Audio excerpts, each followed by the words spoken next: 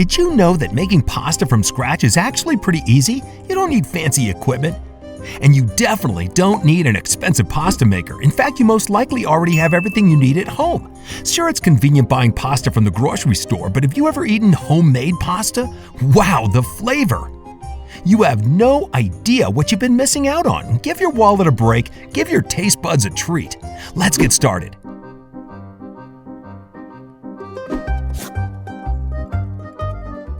We've come up with a recipe for smooth, versatile pasta dough that can be rolled out by hand. The result, perfectly textured, extra flavorful pasta made from easy-to-find ingredients that you probably already have on hand.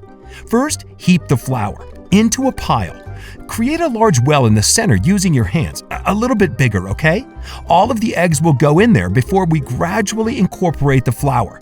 Now add 1/3 cup of water to make the dough easier to work with. Use a fork to mix the ingredients. Slow and steady wins the race. Try to keep the eggs from breaking through the well, or they'll spill all over your countertop. Don't worry too much if it does break though, there's an easy fix. As soon as it looks like the flour is incorporated and a firm dough has started to form, continue to knead with your hands. One of the biggest mistakes people tend to make is not kneading the dough enough. So make sure you set a timer for about 7 to 8 minutes. Then you'll give the dough the love and attention it deserves. Kneading is what creates the gluten, which we need in order to get a nice, smooth dough. So it's a really important part of the process. If the dough feels a little sticky, just add some flour. If it feels too dry, whisk an egg with some lukewarm water, and once that's done, you can brush the egg wash evenly over the dough to give it more moisture. It will be pretty easy to know when your dough is ready. Just gently press your hand into the dough, and if it bounces back, that means that enough gluten has been developed. If that's the case, you're ready to move on to the next step.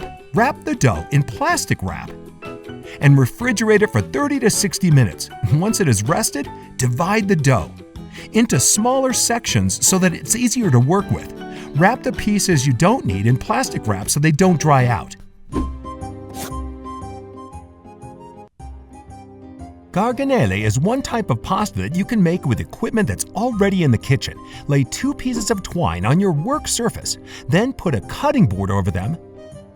Cover the cutting board with wooden skewers positioned lengthwise, then press down on the board and tie the ends of the twine together. And there you have it!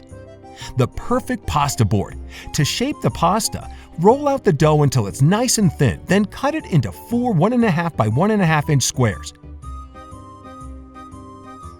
Dust your pasta board with flour, then gently roll a chopstick over the dough so that it takes on the texture of the grooves in the board. Now roll it back slowly and your garganelli noodles are ready to go.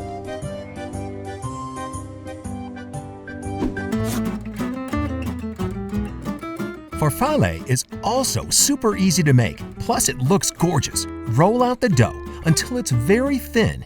Cut it into small rectangular sections using a pizza cutter or knife. Gently press a fork into the edges of the dough. To get a classic bow tie shape, squeeze the center between your index finger and thumb. Now you've made the perfect bow tie. To dry the pasta, stretch a pair of new tights over an empty picture frame. Then put the farfalle on top. And voila, your own pasta drying rack.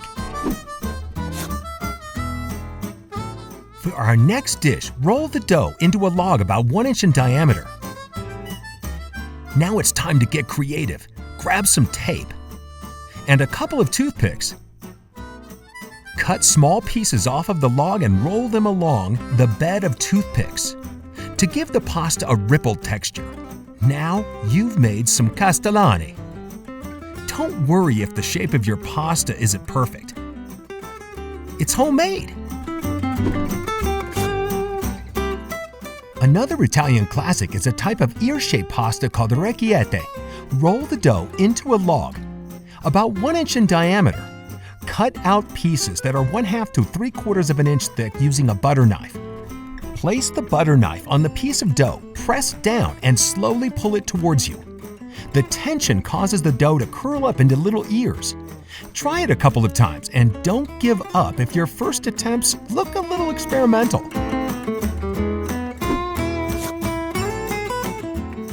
For the tagliatelle, we're going to roll out our dough into one long section. Since it can be difficult to roll out evenly while making it thin enough, we're going to use a little trick. Fold the upper third section of dough over the lower part. Continue rolling out using the same technique. This will make the thickness of the pasta much more consistent. Roll out the dough so that it's thin enough to see your hand through it. To get the tagliatelle ready for the final step, dust some flour over the dough and carefully roll it up. The flour prevents the dough from sticking to itself. Cut segments out of the pasta roll, then unroll them. To make pappardelle, just cut thicker segments out of the pasta roll. You can put the noodles straight into boiling water, or you can store them. To dry them, place them on a hanger and keep them in a dry place. Now for a classic. To make tortellini, cut 1.5 by 1.5 inch squares out of the rolled up dough. We've opted for spinach, onion, and garlic filling, but feel free to use whatever ingredients you want. Put some of your filling in the center of a square. Fold one of the corners over to meet the opposite one, then carefully push out any excess air. If the edges won't stay put, you can use a little bit of water to help them stick. Once everything is nice and sealed, connect the opposite corners to one another in the shape of a small crown. Tortellini, check.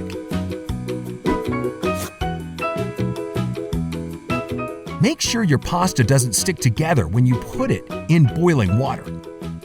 For every 3 ounces of pasta, you need a big pinch of salt and 4 cups of water. A lot of people might try to add olive oil to the water at this point, but that's a big no-no. Oil floats, but the pasta sinks. The two never interact, so adding it is pointless. If you're afraid that water might boil over, you can just put a wooden spoon on the top of the pot. It prevents foam from bubbling up, so you'll never have to worry about it spilling over again. Once the pasta is nice and al dente, it's time to strain it. Be careful because running your pasta under cold water will shock it. Just toss it a few times, then you can enjoy it with a delicious sauce. There's an Italian saying, "The sauce waits for the pasta, not the other way around." The sauce takes way longer, so we prepared a little something ahead of time. Now it's time to enjoy, and boy, does it look delicious! Mamma mia! Have fun experimenting and making all of these delicious types of homemade pasta. Don't forget to subscribe and to check out more of our videos. Why buy pasta when you can make it yourself? Thanks for watching. Arrivederci.